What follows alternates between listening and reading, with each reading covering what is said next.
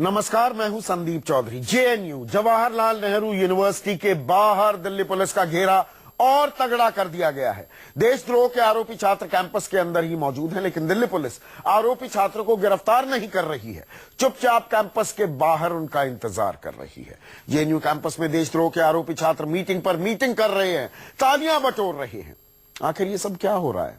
और ऐसे में ही आज कुछ मैं सवाल उठाने जा रहा हूं। अब जेएनयू में क्यों नहीं घुस रही है दिल्ली पुलिस? क्या धरना प्रदर्शन की आड़ में बचने की फिराक में है देशद्रोह के आरोपी? और जेएनयू में अपने ही जाल में क्या फंस गई है सरकार? इस पर हम चर्चा करेंगे। कुछ खास मेहमान मेरे साथ जुड़ चुके हैं, लेकिन पहले नजर आज के घटनाक्रम पर। उमर खालिद समेत देशद्रोह के आरोपी छात्र जेएनयू कैंपस में डेरा डाले हुए हैं, सभाएं कर रहे हैं, कोर्ट में अर्जियां डाल रहे हैं। कोई सुरक्षा की मांग कर रहा है, कोई अग्रिम जमानत की मांग। और कैंपस के बाहर खड़ी दिल्ली पुलिस चुपचाप अपने अफसरों के आदेश का इंतजार कर रही है। दिल्ली पुलिस के कमिश्नर बीएस बस्सी के भी सुर बदले बदले नजर आ रहे हैं। हमारी टैक्टिक्स जो है they are dynamic in nature. आज अगर हम आराम से वहां बैठ के इंतजार कर रहे हैं कि उन्हें जो है सद्बुद्धि मिलेगी, वो they will cooperate with the law enforcement authorities. Delhi police लाचार है, चाहकर भी जेएनयू कैंपस में घुसकर देशद्रोह के आरोपी छात्रों को गिरफ्तार नहीं कर सकती। कैंपस में घुसने से पहले पुलिस को वीसी की इजाजत लेनी होती है और देशद्रोह के आरोपी छात्र शायद इसी का फायदा उठा रहे हैं। कैंपस में मीटिंग पर मीटिंग कर रहे हैं, अपनी बात सही साबित करने, सिस्टम को झूठा साबित करने के लिए नए नए तर्क गढ़ रहे हैं। वहीं जेएनयू शिक्षक संघ का झुकाव भी आरोपी छात्रों की तरफ है। पूरे देश में छात्र राजनीति नए उफान पर है। देश के अलग अलग हिस्सों में जेएनयू छात्रों के समर्थन और विरोध में प्रदर्शन हो रहे हैं।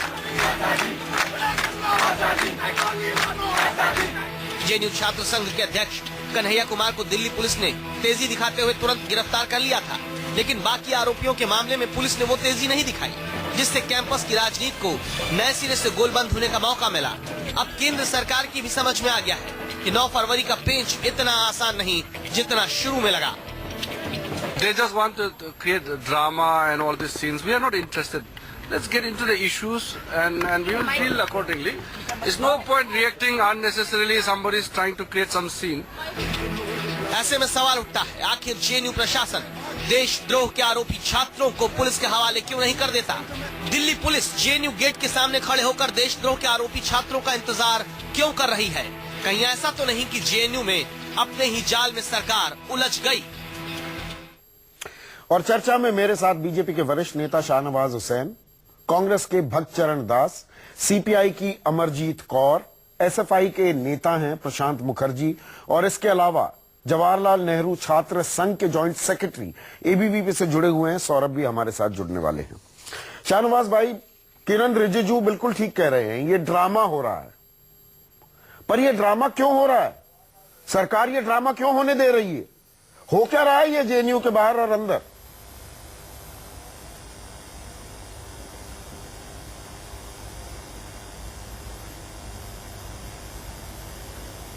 शाहनवाज हुसैन, सवाल आपसे है।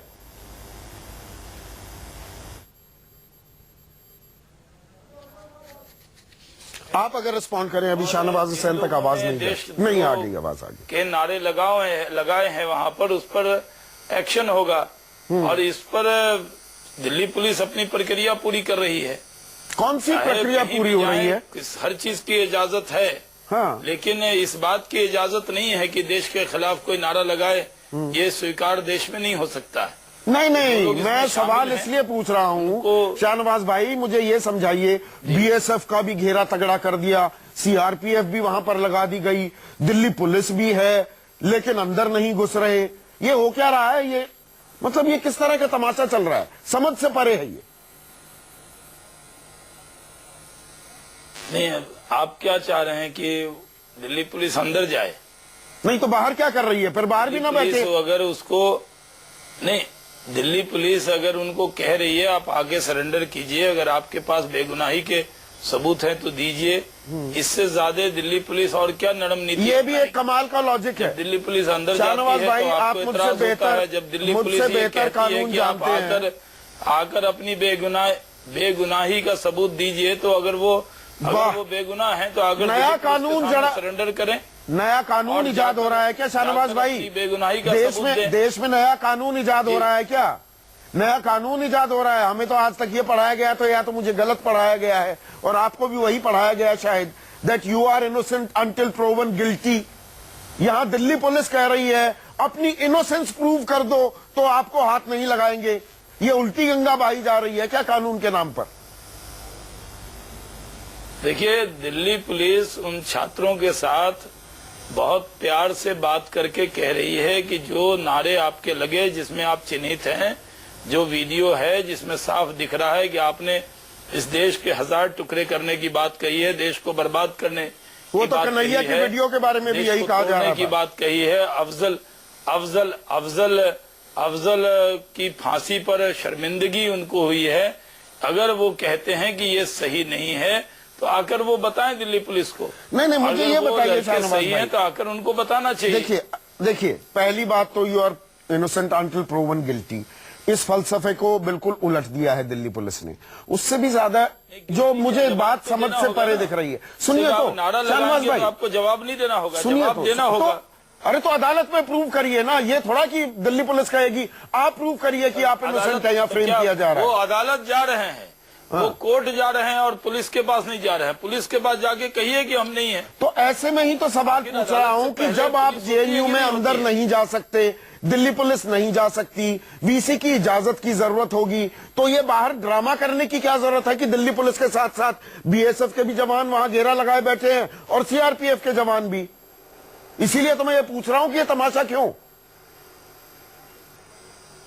देखिए, फोर्स वहां पर जो हालात हैं, जिस तरह का माहौल बनाया जा रहा है, तो हर जगह सुरक्षा को ध्यान में रख के पुलिस वहां पे रहती है और इंतजार कर रही है कि वो आएंगे और अपनी बात को कहेंगे। हाँ।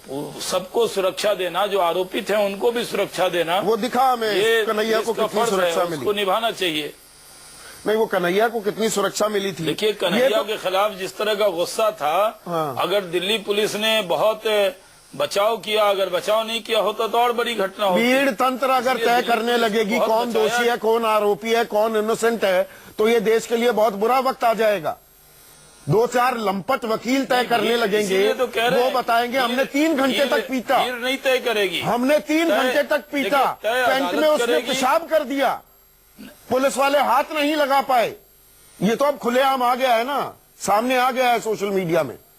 ये अब देखिए, अब क्या सही है क्या नहीं है उस पर तो कोई डिबेट है नहीं चौधरी साहब। अगर वो गप मार रहे हैं या कह रहे हैं या बड़बोलापन है, जो आप जानते हैं कि आपका चैनल भी मिनट टू मिनट मॉनिटर कर रहा था, तो 3 घंटे कहाँ बीच में आ गए। अब सिक्के का दूसरा पहलू भक्तचरण दास साहब, सिक्के का दूसरा पहलू भी है। ये वन साइडेड स्टोरी नहीं है। अब चाहे उमर खालिद हो, अनिर्बन हो, रियाज हो, तमाम जो ये आरोपी छात्र हैं, ये धरने की आड़ भी ले रहे हैं, वीसी के जो एकाधिकार हैं उनका भी इस्तेमाल कर रहे हैं, और ये हीरो भी बनते फिर रहे हैं कि देखिए मेरा नाम उमर खालिद है, लेकिन फिर मुस्लिम शब्द को लेकर आ जाते हैं। तो तमाशा तो उमर खालिद और देशद्रोह के आरोप में जिनके नाम चिन्हित हैं, नामजद हैं, ये लड़के भी कर रहे हैं। मानेंगे इस बात को?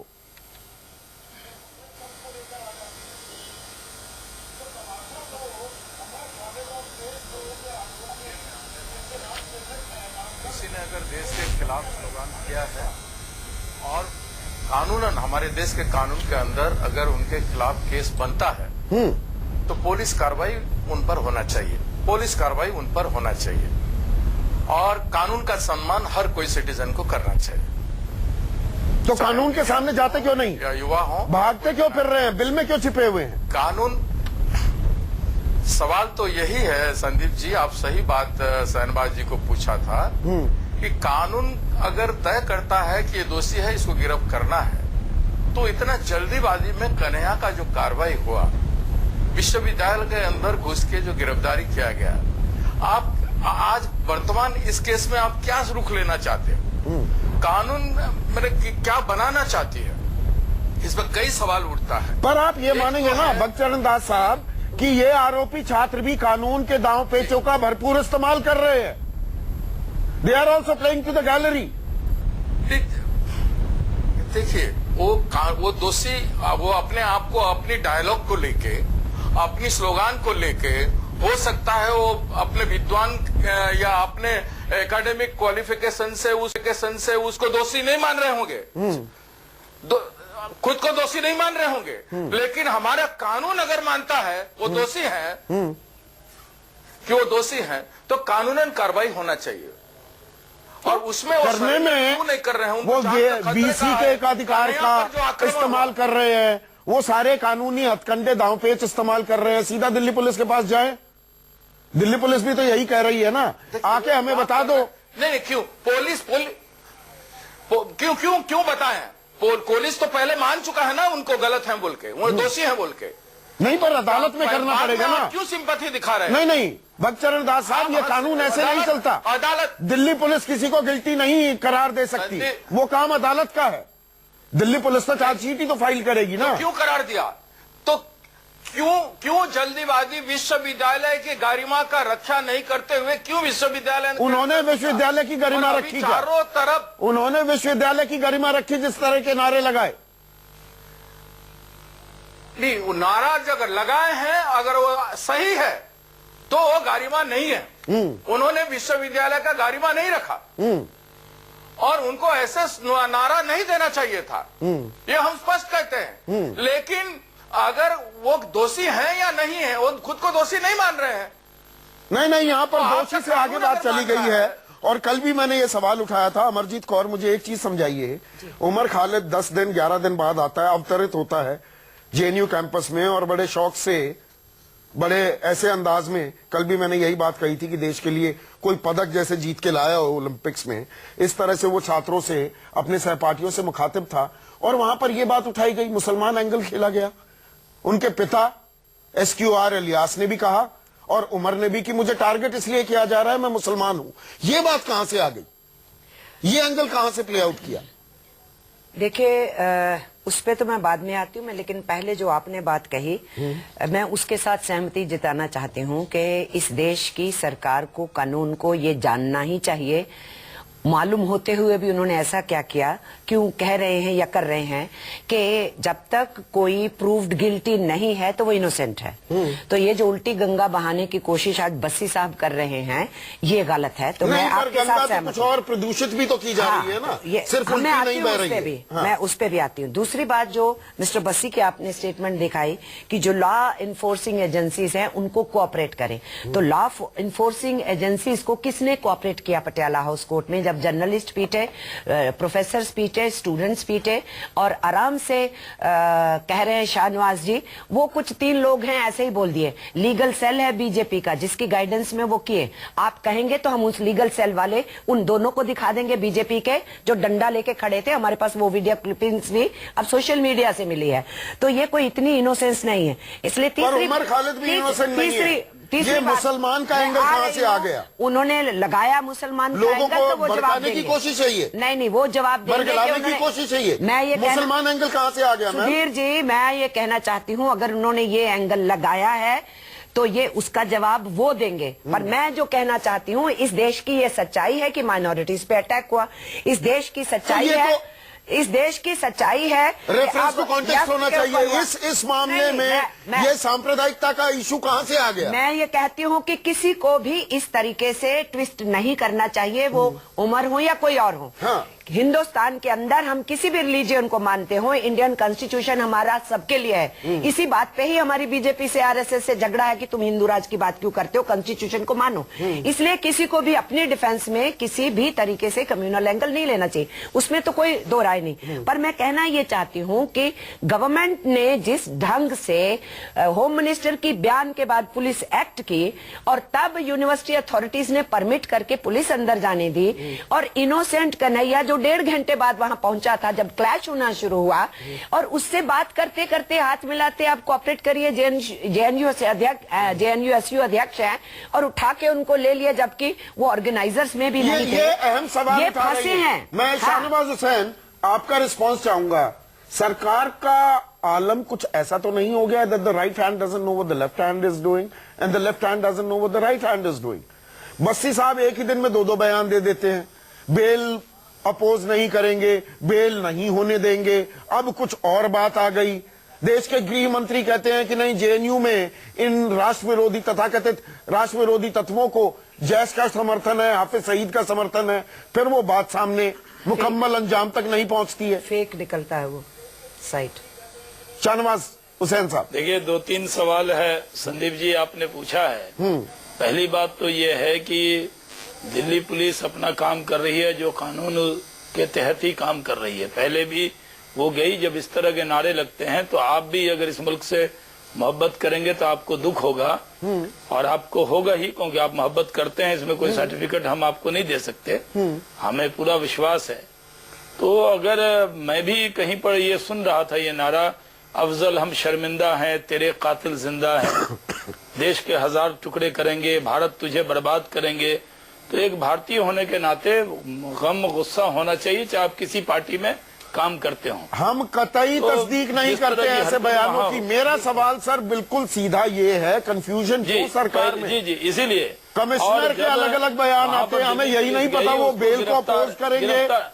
देखिए गृह मंत्री हमें पूरी बात नहीं बताते।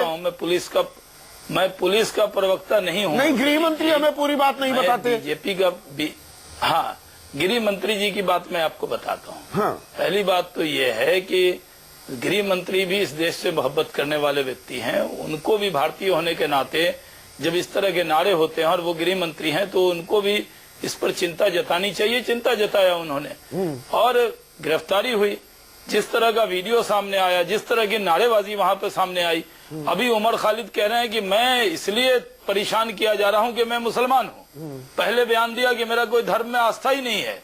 तो जब आप फंस रहे हैं तो मुसलमान बन जा रहे हैं, इमोशनल बातें कर रहे हैं कि साहब मैं मुसलमान हूं। हकीकत तो ये भी है, देश में कानून सबके लिए बराबर है। तो ये भी है, कोई हिंदू हो या मुसलमान हो, लगा होता। आप देश के विरोध में, शाहनवाज भाई, अगर देश के विरोध में सुनिए, सुनिए, मैं 1 मिनट संदीप जी, 30 सेकंड। हाँ। एक अगर कोई नक्सली साहित्य बांटता है तो उस पर कार्रवाई होती है कि नहीं? तो कोई देश के अंदर अगर वो मुसलमान न भी हो और वो नक्सल हो जाए तो उसके खिलाफ कार्रवाई होती है कि नहीं? पर उसमें एक चीज बताइए मुझे शाहनवाज भाई, जो देश को तोड़ने की बात करेगा वो हिंदू होगा या मुसलमान, सख्त कार्रवाई होनी चाहिए, होनी चाहिए। किसी को भी लेकिन भ्रम होता नहीं क्या होना दिख रहा है? होता क्या दिख रहा है शाहनवाज अभी भाई? वीसी की फर्ज इजाजत नहीं कीजिए, है, फर्ज इसलिए कीजिए पुलिस शाहनवाज भाई, फर्ज कीजिए कि आप पर यह आरोप लगा होता या मुझ पर लगा होता।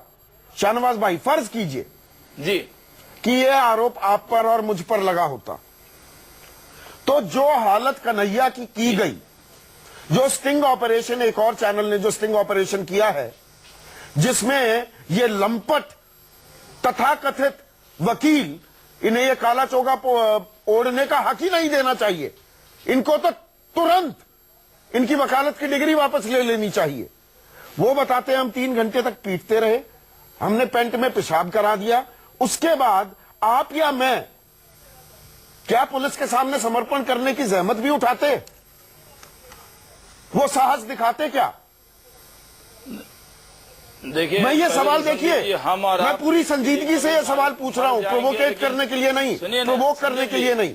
सुनिए, हम और आप मर जाएंगे लेकिन देश के खिलाफ कभी नारे नहीं लगाएंगे। पहली बात तो ये, मैंने जब मिसाल में आपने हमारे आपके लिए पूछा था, मौत कबूल है लेकिन देश विरोध, देशद्रोह कबूल नहीं है, पहली बात। दूसरी बात, वहां पे जिन लोगों ने हरकत की उसके साथ किसी ने अगर कानून हाथ में लिया, वो हमारी पार्टी का हो या किसी पार्टी का हो, उसको कानून हाथ में लेने की इजाजत नहीं है। भारतीय जनता पार्टी इस तरह के मारपीट का समर्थन नहीं करती।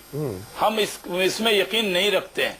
लोकतंत्र में अपनी बात रखना चाहिए, बात को प्रमाणिकता से रखना चाहिए, लेकिन किसी को मारना पीटना नहीं चाहिए। जो लोग हैं, अब उन्होंने गप मारा है कि अपनी वाहवाही लूटने के ये बयान दिया है, वो जांच का विषय है। भारतीय जनता पार्टी का उससे कोई लेना देना नहीं है।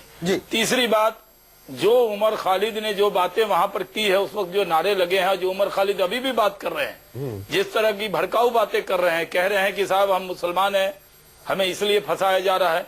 तो जब अच्छा हो तो आप छात्र नेता हो जाएं, और जब आप पर कार्रवाई होने लगे तो आप कहें मैं मुसलमान हूं। प्रशांत, तो मुसलमान के आड़ में छिप नहीं सकते। क्या उमर खालिद और बाकी आरोपी छात्र वो जी शाहनवाज भाई, मैं प्रशांत से लगा ही नहीं सकता। मैं प्रशांत से एक टुकड़ा देश का हुआ, उसका तो हम अभी तक झेल रहे हैं, भारत के मुसलमान।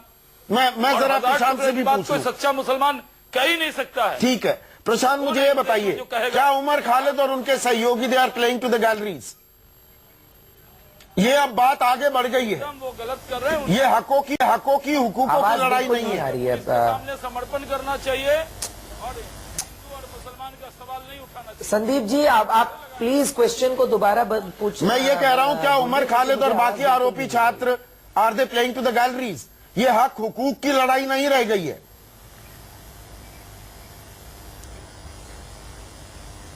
संदीप जी, इसमें मैं बताना चाहूंगा, आज के न्यूज़पेपर रिपोर्ट्स और अभी मीडिया रिपोर्ट्स आप देख सकते हैं, वो क्लियरली कोर्ट में उन्होंने दायर किया अपने सरेंडर करने के लिए, उमर खालिद और अनिर्बान, और कोर्ट ने कहा है कि वो कन्हैया के बेल के साथ उनकी हियरिंग कल करेंगे।